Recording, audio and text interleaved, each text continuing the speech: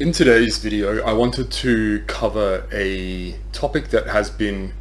eating away at me a little bit over the last election cycle, so since 2022 basically, in that the very evident nature of the lack of polarity between the two parties, Democrat and Republicans, is starting to become a massive hindrance to what you would consider growth. Now, it was traditionally the case that you had this antipodean two-party system of genuine choice, I think particularly in the 19th century, and it's slowly converged into this uni-party idea where the choices on offer are variations of the same flavor, more or less. When we look at the post-Reagan nominees, this becomes very evident, and I think the notion that these politicians are not more or less identical or in the very small subspace between a conservative left and conservative right factions is nonsensical. So when we consider everyone from Bill Clinton, Dan Quayle to Mike Pence and Joe Biden, we're looking at politicians all of the same generation or thereabouts, with the same ideas around liberalism, free markets, wars, foreign policies. The material difference in leadership is absent. So the notion that you are somehow given choice is a fallacious one. It's this dichotomy, but a false dichotomy. And from that we can then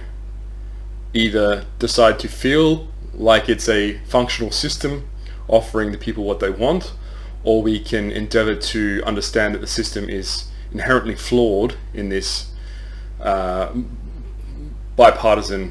partisanship, but then the lack of what you might call representation. The banality of the old process aside, the actual institution of being a president is still a function of this two-party electorate system, whereby the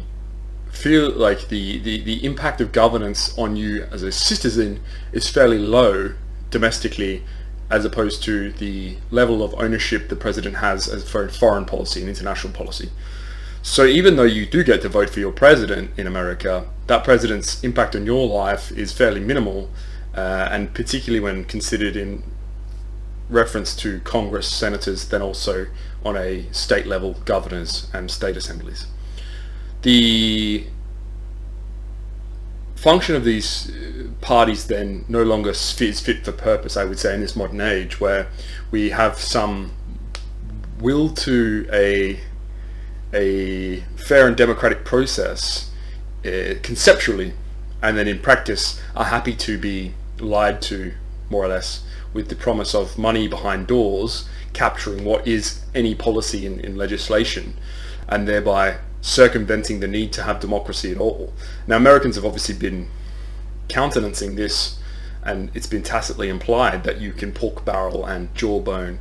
any policy if you have enough money. But in this more modern age, I would say, at least in this age of Caesars, it will become very apparent that the institution of a presidential election is so farcical that it has to be shattered and rebuilt. And that is how we can potentially consider the arrival of Trump in terms of him hollowing out what was the remnants of the Republican Party. So that has gone from what was seen as the conservative equivalent to a liberal Democratic Party in the 2000s, the 90s, to now the shadow force of a man called Donald Trump that basically kowtows to his whims because they lack any significant emblematic and significant power on its own. So what I would say then is the democratic equivalent is probably only 10-20 years away, and the celebrity with the most popular identity and ability to corral or generate votes is going to be a more important and more successful politician than a career politician, which has been the traditional function of an American president, is to go sit in the Senate for 5-10 years and then run for president, or be a governor and then be a president. This pathway is almost gone, and thank God for that. The idea that you can have an outsider is now extremely relevant with Donald Trump versus previously maybe even Kennedy could have been assumed somewhat of an outsider. He was the first Catholic, I think, and then He was obviously Irish Catholic, which has its own connotations, not necessarily a WASP. And then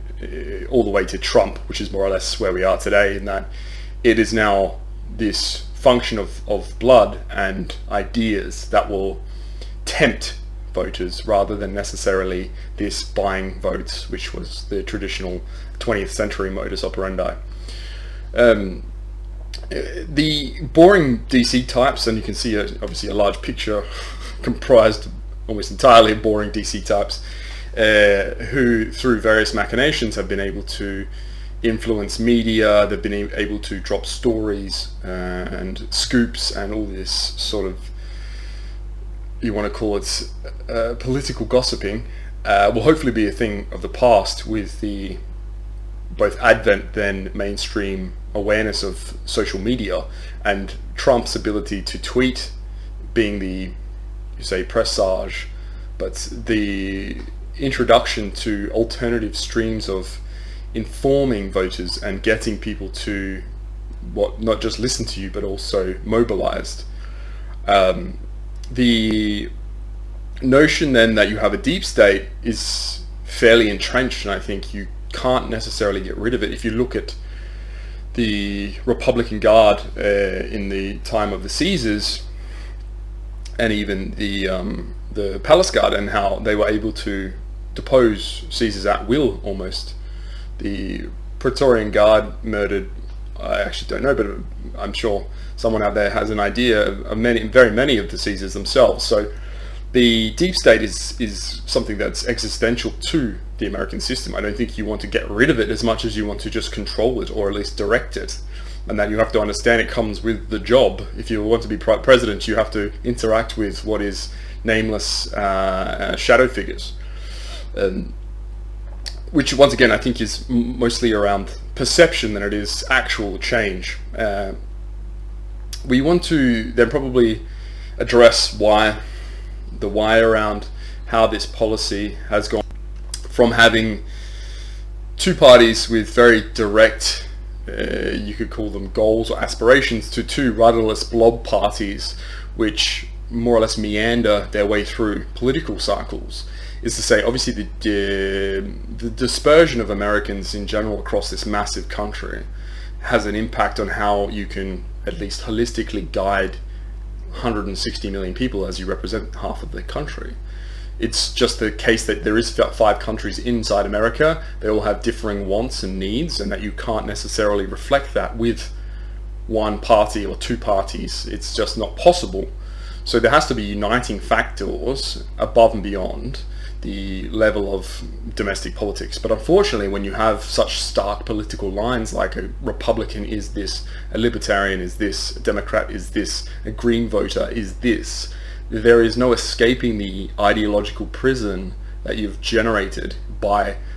having a party first rather than a Caesar or a leader first. Because a leader and leadership is about the personality defining the, you could call it, the ideology, whereas it's obviously opposite here with the I want to join this party, the party's principles are X, and I have to follow these maxims to be able to be selected and run and represent this party. This dilution of individual will is obviously a net negative when it comes to ruling the population, because then you are squandering what is strong people to a class of politicians who is much more directed towards this collective and you almost got compliance. The decay, you might want to call it, is very evident from the sense that a lot of politicians almost prefer to be in opposition. So someone like AOC, or before her, say Paul Ryan, were much stronger figures in opposition because they could tear down and be negative in a very bombastic and expositionary way, where it's easy to tear down others' ideas and claim and point fingers around mistreatment, maltreatment and bad policy. But when you have them in power, obviously that effect is lost, and the mission that they come with is a weak and very unappealing paradigm that they're trying to enforce upon people, and so their popularity wanes and withers. And then as the cycle flips and they still maintain their seat, they become strong again, in that they can just be a strong negative influence. This is the type of politician that's evolved across the 100 years, that there is no longer these Ron Pauls with very set ideas around good governance and governorship, and then it's much more around, can I make the other party look bad? Because that helps me in polling, that helps me in re-elections, and that makes my donors happy to see my name up on a screen. And then I think the elements are now at play, that you can have this kairos situation where you will have a Caesar figure like a even stronger, younger version of Trump come into the fore, and that can be what kills, hopefully, the Democratic Party, just as he killed the Republican Party. This necessary evolution of party politics into single identity politics, and the political realm shifting and transforming into this Caesar era. It's going to be something that is actually ironically better for the populace, because you'll have many screeching, unhappy, polarized people,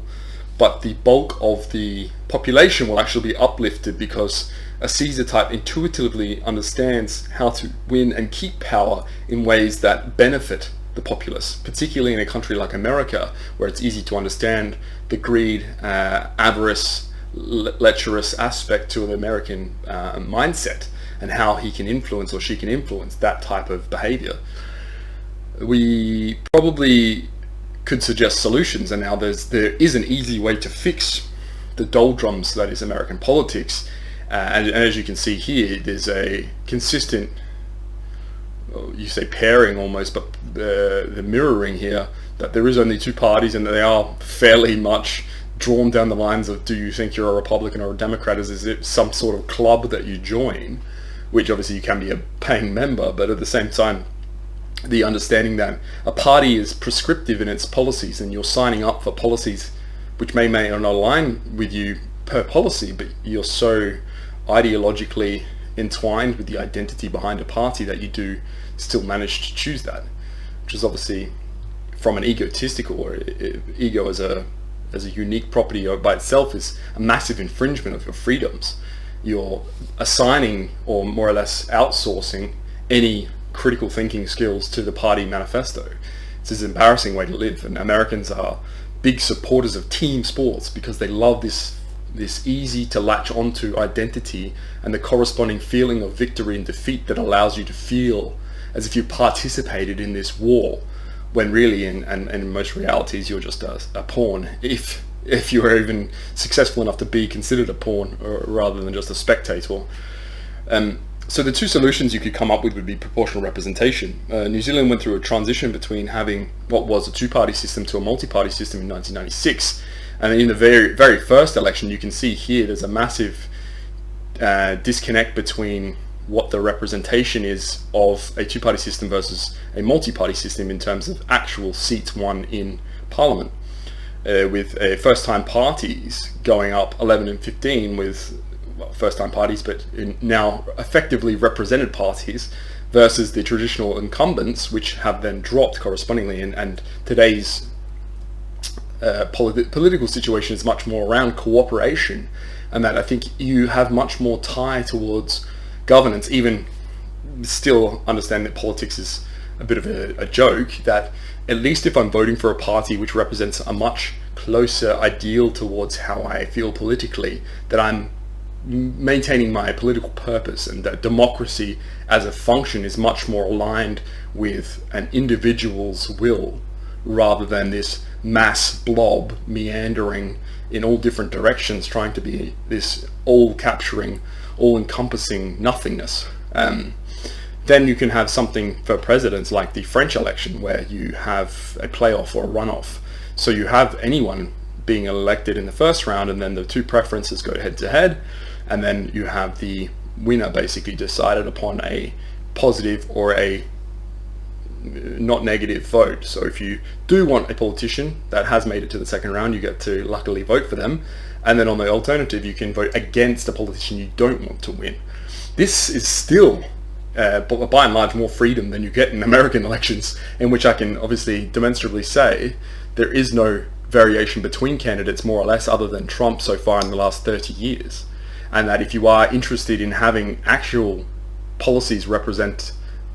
populist will, then you need a politician who's actually not willing to toe a party line. And the fact that you have Kamala and Joe Biden as these very obvious puppets is just more signifying that there's lack of trust in the people's ability to choose what's best for them, and that there's not even a paternal instinct here, but more of just an oligarchical, and you could call it a technocratic instinct to protect what's ours, because the people are obviously against us if they find out that their will is collectively stronger than our money. So this is where we are, and it is to say that if you are in a swing state that is now in this runoff situation, it's much more important for the politicians to buy your vote. So you will see policies that are centered around what people in these swing states actually want and how they can be bought off, more or less, to secure the election and the privilege of being president. Actual governance is more or less second place to this popularity contest. And so the function of an American democracy, as I said, is facile, but it's also one of those, I think, very anachronistic notions of a functional republic. You can now foresee in the very near term a situation whereby a FDR type rises to power and abolishes a lot of the amendments that require him to step down after 8 years of presidential management, along with any governance mandates that are held by the Senate and by Congress. These aren't out of the realms of possibility in the next 50 years, and in fact I probably would think would usher in a new golden age of American hegemony. But we'll see, and I think that at least Donald Trump is running what is a personal race rather than necessarily a party race, and that we can all applaud that notion as opposed to this cabal of shadow figures trying to dictate what we can and cannot do.